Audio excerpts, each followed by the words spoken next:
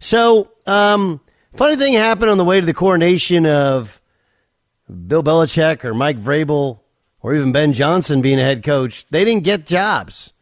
Instead, Dan Quinn gets the job. Dan Quinn gets the job. So, look, if you want to look at resume, it makes a whole lot of sense, right? Because Dan Quinn has everybody, I think, respected the defense of the Dallas Cowboys the past couple years since he's been there. That's, kind of quietly been their strength. He's also been a head coach before with the Atlanta Falcons. And he's won a Super Bowl with the Seattle Seahawks as their defensive coordinator. So he's built great defenses. He's been a head coach before. He has the experience, and he's actually coached in that division. There's nothing not to like about Dan Quinn other than this idea that, well, he's a defensive guy. Well, Vrabel's a defensive guy. Belichick's a defensive guy. Seattle just hired, right? Just hired a defensive guy. It is interesting, though, on how you choose to rebuild. And I've said this in regards to whether it's me, anybody else, anyone who's building a coaching staff. Like, it really isn't rocket science. Find people who know what you don't know and that you trust and you think they're good, and then empower them to do their work. And look, Dan Quinn's success or failure is largely going to be based upon what they do at the quarterback position. I mean, that's the reality of it. And, he'll have this window now where, especially if they draft a quarterback and play a quarterback, remember that rookie quarterback is on that rookie contract, and years 1 through 4 they don't really hurt you at all on the salary cap. So you can build an entire roster. And hopefully the quarterback, by the time they get to that second contract, is leading you to the playoffs. It's just really interesting on how we've taken this. Well, offensive coaches, yeah, that's the way to go. I don't even understand that. Because, yeah, there's been some good offensive coaches. There's been some good defensive coaches. LaFleur has obviously done an outstanding job with the Green Bay Packers. Yes, he's stabilized their offense. Aaron Rodgers won 2 MVPs, and look at how well Jordan Love did. But they didn't do anything until their defense made plays in the playoffs, and let's see what happens as they got to replace the defense coordinator. Now, Kyle Shanahan, clearly an offensive guy, but he's employed really good defensive guys. John Harbaugh, who, of course, lost in the AFC Championship game, he's a former special teams coach. And he's had a litany of defensive minds and a couple different offensive minds as well. Kansas City Chiefs, Andy Reid, clearly mostly offensive, but he has a former head coach in Steve Spagnuolo, who's a defensive wizard doing his defense.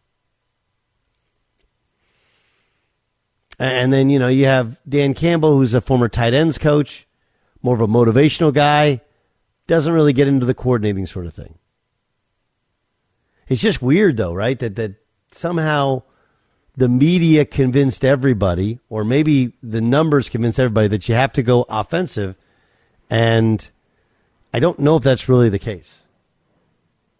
Does it get you fired up if you're a Commanders fan? Yeah, no. But that's not the way that NFL coaching works. NFL coaching isn't about being excited about a head coach. It really isn't. It's about finding the right coach for the right time and then helping get the right kind of culture and mantra and attitude. And look, if you don't like Dan Quinn, okay, you don't have to. But I think anyone could see he did a great job in Seattle. When they went to the Super Bowl in Atlanta, right? When they went to the Super Bowl in Atlanta, that was a defense that flew around the field. And what he's been able to do in Dallas with that defense, they take some chances. They go after some stuff. They're not great, but they are undersized and they fly around. I think if you're Washington, you should be excited. But again, you got to have the personnel to go with it. It is weird, though, that Belichick, and I respect this about Belichick. Like, if Belichick was just like, I only want to do it if I can do it my way. And they're like, well, you don't want to do it your way. Like, okay. Vrabel's the interesting one to me because I thought coaches coach. Everybody thinks he's a hell of a coach. And then McDonald, I only thought that was a done deal because everybody said they thought it was a done deal. Bayer, what do you think of the most interesting let's just say interesting because we don't know what's good and what's bad. What's the most interesting hire made? Under the radar, I think it's in Carolina with Dave Canales because of what are you going to do with Bryce Young. I think that Harbaugh's the headliner, and I do think that the Seahawks are a marquee job. And even if the Commanders' hire isn't as flashy, it's still a strong fan base.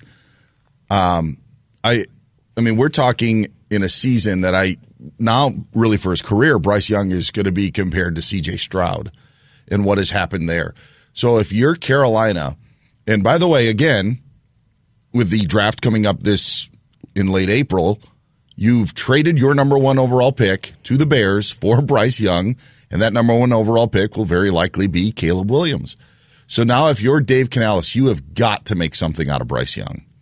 And I think that is, full shakeup there. We've seen instability with everything that's been under Dave Tepper as an owner, change after change after change. I mean, that is a decision that could alter a franchise for a decade if they don't make something work with Bryce Young. Because not only did you not get C.J. Stroud or you made the wrong hires, you've also then gave this pick. So I think having Dave Canales work with Bryce Young is something that we're not like focusing on in terms of the hiring process, but I think it's a really big deal in the NFL. I agree as well. I think the Canales thing is going to be interesting. Jay Stu, do you want to tell everybody why he's your favorite coaching hire ever? I mean, that story that came out yesterday, I don't know who was holding back on that story. He writes an entire book with his wife about his addiction to pornography and substances and how they overcame it with faith. And all of this comes out after he's been hired. Yeah. I mean, think about just how great a candidate he must be for the Panthers to have read that book and be like, man, you've been through it. He must be just an amazingly, positive and inspiring guy on the other side here. But no, it's an incredible story, and I don't know why we just know about it unless I missed it. I missed it too. I didn't. I saw it today. I didn't know that existed beforehand. Right? Did anybody know that existed beforehand? That was one of those like, really? You wrote a book? And he was with the Seahawks for a while, and I didn't even realize it. No, and he's only 37. I mean, he's not. Yeah. He's not sure. Like he's anyone knew who he was. Super young guy. I mean, like, listen, you only take that job, right? You have to take that job and either have complete faith in Bryce Young or lie your ass off and go like, "Hey, I can do it. I can do it." Right? And because there's no way, like you said, they're stuck. They can't draft anybody. They got to draft a team around him. So I'm guessing because Tepper was the one that wanted Bryce Young. Tepper wants him to fix Bryce Young. This Quinn hire as well is one that right now is where it's really. I just saw not a draft grade, but a coaching grade on all the hires. And I'll just say the site, CBSSports.com, had a draft grade of all the hires. And they gave Dan Quinn a D+. And it may be a D+ in the end, who knows? But if they go 11-6 next season, none of it's going to matter. What this coaching hiring is, I think now is, how do I find my next Kyle Shanahan? And anything less than finding your next Kyle Shanahan is kind of a disappointment, which is why I think Ben Johnson is such a hot name. We've talked about the ramifications of hiring offense versus defense, but when you really get into the actual nuts and bolts of a season, doesn't matter as much. We just, at this point, if you're hiring a head coach, and I'm guilty of it being a Seahawks fan as well, of being like, okay, what guy are we going to hire that's going to dominate the NFL for the next decade that no other team is going to be able to match, game in and game out, or season in and season out, and we're always going to be there. Like, that's your home run hope. But in reality, when the season comes around, if Washington's winning football games, they're not going to care that they didn't want Dan Quinn as their head coach or weren't jazzed about it.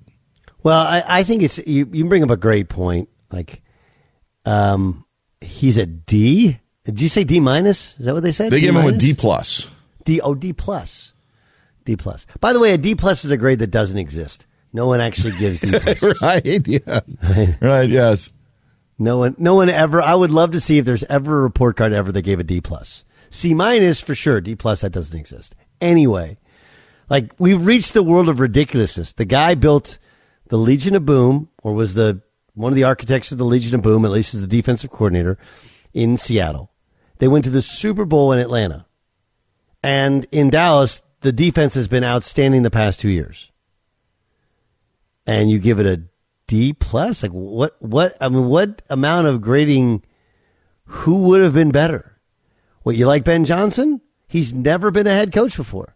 And oh yeah, by the way, he appears to be great. Like, I'd love to see what he does as coach. But Dan Quinn has been just as successful as a defensive coordinator as Ben Johnson has been as an offensive coordinator. And he's been a head coach and gone to the Super Bowl. Like, what are we doing?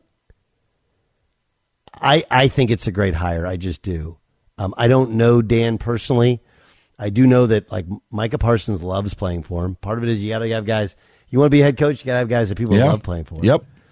And, remember who his offensive coordinator was when he was in Atlanta when they went to the Super Bowl. Kyle Shanahan, which shows me that, one, he understands the talent and play calling, and two, he's not a hands-on with the offensive sort of guy. So, Dan Quinn, a D plus, is comedy. Is pure comedy.